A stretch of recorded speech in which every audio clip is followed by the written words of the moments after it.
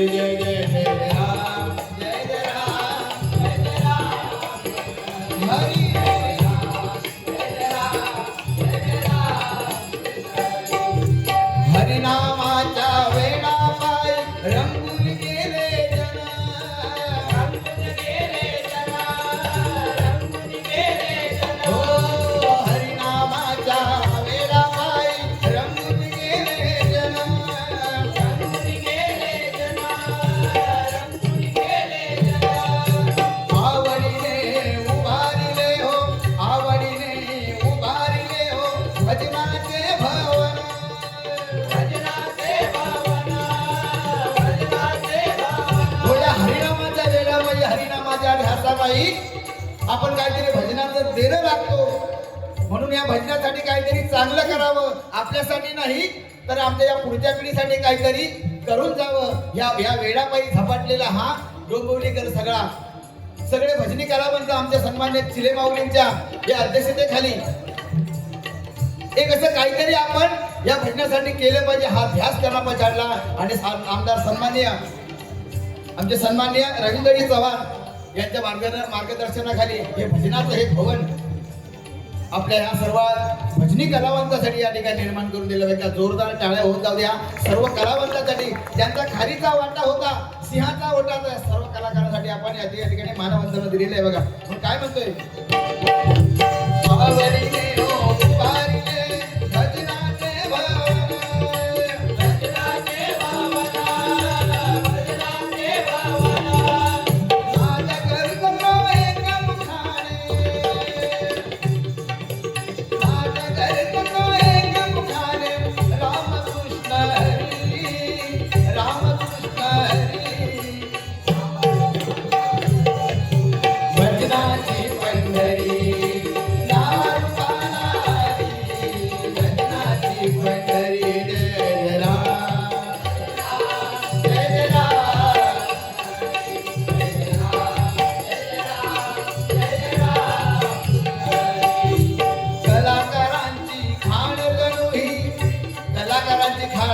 आमच्या भजनामधील असतील आमच्या दशावतारीमधील असतील सगळ्या कलाकारांचे खाणं जसं आमची भांडुपची सुद्धा भजनाची पंढरी आणि तेच या ठिकाणी आम्हाला मिळाले बघा आज या ठिकाणी सर्व जी रत्न आमच्या कोकणातील सर्व रत्न आहेत ती या ठिकाणी या कार्यक्रमाच्या निमित्ताने नव्हे तर अखंड आमच्या डोंबिवलीमध्ये पसरले आहेत बघा आणि म्हणून ही माती पवित्र झाली आहे ही धरती पवित्र झाली आहे आमच्या सर्व कलाकारांच्या पदस्पर्शाने बघा म्हणून काय म्हणतोय कलाकारांची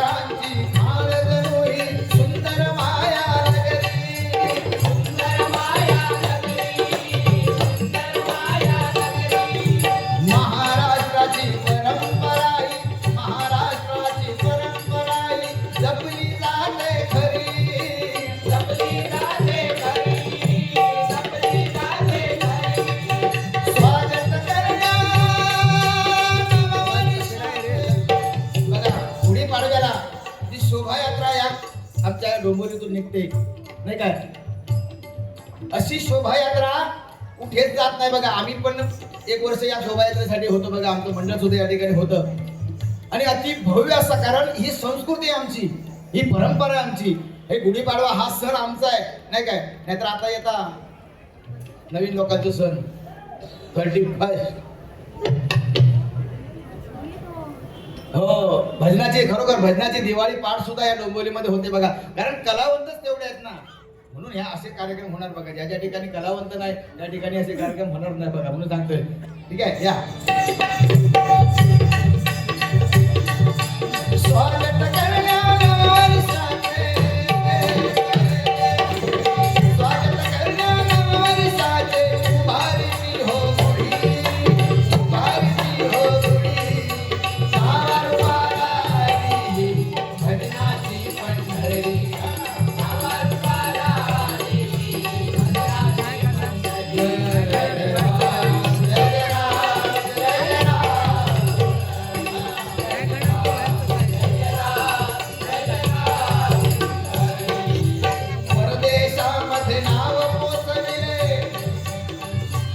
आपल्या कलेच्या माध्यमातून परदेशामध्ये नाव पोहोचवणारे आमचे सन्माननीय पखवाज विशारद पखवाज अलंकार दादा परब यांनी आपल्या या पखवाच्या साथीने या पखवाजाच्या माध्यमातून आपल्या कोकणचं नाव नव्हे डोंबिवलीचं सुद्धा नाव या ठिकाणी केलेलं आहे बघा. एका जोरदार टाळ्या आमच्या दादाबरोबरांसाठी होऊन लागले आणि शिष्योत्तम शिष्य या ठिकाणी घडवले. त्यांनी सुद्धा आमच्या भांडुपमध्ये सुद्धा त्यांचा क्लास आहे नाही का.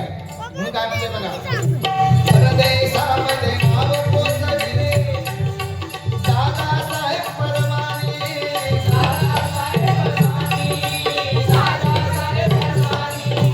अविरत सेवा अविरत सेवा अविरत सेवा लोकसेवेची अविरत सेवा लोकसेवेची बाळासाहेब परमाने.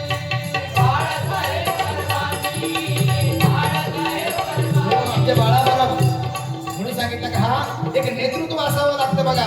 कुठलीही संघटना कधी असते कधी बदलून होते की त्यांचा नेता एकदा चांगला असावा लागतो, तो खमका असावा लागतो, सगळ्यांना घेऊन चालणारा असावा लागतो. असा या मंडळाचा नेता सर्वोत्तम नेता म्हणजे आमचे सन्माननीय बाळासाहेब आणि त्यांच्याबरोबर त्यांचे सर्व साथीदार. हे काम एकट्याचं नाही आहे. छत्रपती शिवाजी महाराजांनी साम्राज्य उभारलं, स्वराज्य निर्मिती केली ती एकट्याने नाही, त्यांच्याबरोबर त्यांचे असंख्य मावळे होते. म्हणून आमचे सन्माननीय आमचे बाळासाहेब यांच्या बरोबर त्यांचे सर्व कार्यकर्ते जे एकजुटीने हे एक दिलाने हे काम कार्य करत असत बघा. म्हणून हा एवढा मोठा हा कार्यक्रम होऊ शकतो बघा. म्हणून काय म्हणतोय अविरत सेवा लोकसेवेची बाळासाहेब परमाने.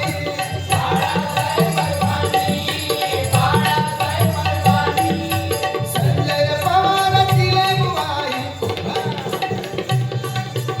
संजय पवार सगळ्यांना माहिती आहे भजनी बुवा म्हणून त्यांचं नाव अगदी चांगलंच आहे. पण एक चांगला समाजासाठी काहीतरी करणारा, लोकांसाठी धावून जाणारा असा एक कलावंत, ह्या भजनी कलावंत म्हणून त्याची वेगळी ओळख सुद्धा आहे बघा. म्हणून काय म्हणतोय संजय पवार दिले बुवाई. अहो मास्टर 10 नंबरी, अहो मास्टर 10 नंबरी.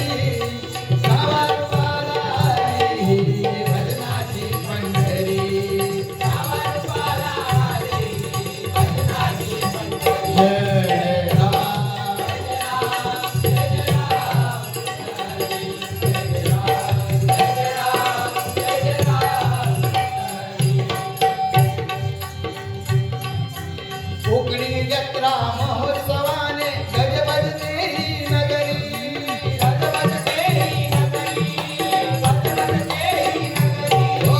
कोकण यात्रा महोत्सवाने गजबजते ही नगरी.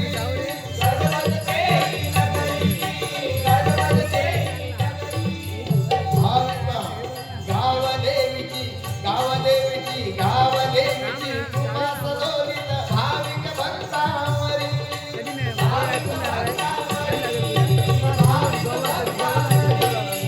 गणेश घाट मानकोली गणेश घाट सुद्धा अतिशय सुंदर या ठिकाणी आहे बघा. गणेश घाट मानकोली आणि सातपूर ही सुद्धा देखणी या ठिकाणी ह्या वास्तू आहेत बघा. म्हणून काय म्हणतोय गणेश घाट मानकोली अहो शांत या भुवरी, अहो शांत या भुवरी. भजनाची पंढरी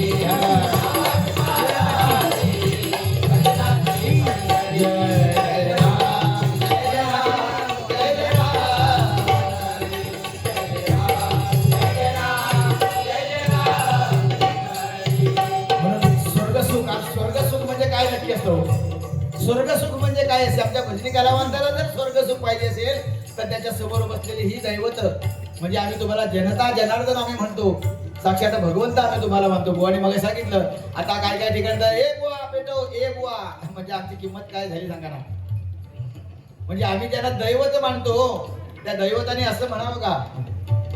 हा म्हणून सांगतोय की आपण दैवत आहात, तुम्ही देव आहात, तुम्ही देवासारखे राहा, दानवासारखे वागू नको नाही काय. प्रत्येक जो कलावंत आहे तो साधा सुद्धा कलावंत आहे, तो कलावंत ह्या भगवंताने निर्माण केलेला आहे.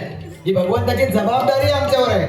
आमच्या कामधंद्याने आम्ही उडगे नाही आहोत, आमच्या कामधंद्याने आम्ही भजन करतो असा विषय नाही आहे मंडळी. ही भगवंताने दिलेली मोठी जबाबदारी आहे, ती जबाबदारी स्वीकारून आम्हाला करावी लागतात. पण प्रत्येकाला हीच कळलं पाहिजे ही माझ्या भगवंताने दिलेली जबाबदारी आहे. म्हणून मी सांगितलं ना, भगवाने सांगितलं की जन्मोजन्मी आम्ही बहुपुण्य केले तेव्हा या विठ्ठले कृपा केली. साधी गोष्ट नाही ना, सगळेच बुवा झाले असते पण आज भगवंताने दिली जबाबदारी आहे मंडळी. आणि ही प्रत्येक कलावंताने लक्षात ठेवा. प्रत्येक कलावंताने हे लक्षात ठेवलं पाहिजे की भगवंताने मला निवडलंय, ह्या जबाबदारीसाठी मला निवडलंय. त्यामुळे माझं काम काय आहे, मी काय दिलं पाहिजे लोकांना, हे प्रत्येक बुवाने समजलं पाहिजे. बघा म्हणून सांगतोय आज स्वर्ग सुख म्हणजे हे स्वर्ग सुख आणि आणखी स्वर्ग काय असो. अरे आपण जे भजन करतोय, श्रवण करणारे चांगले श्रवण आहेत, चांगले श्रोते आहेत, ह्याच्याशिवाय आणखी स्वर्ग सुख ते काय असतं बघा मंडळी, नाही काय. म्हणून काय म्हणतोय घ्या, स्वर्ग मोहिनी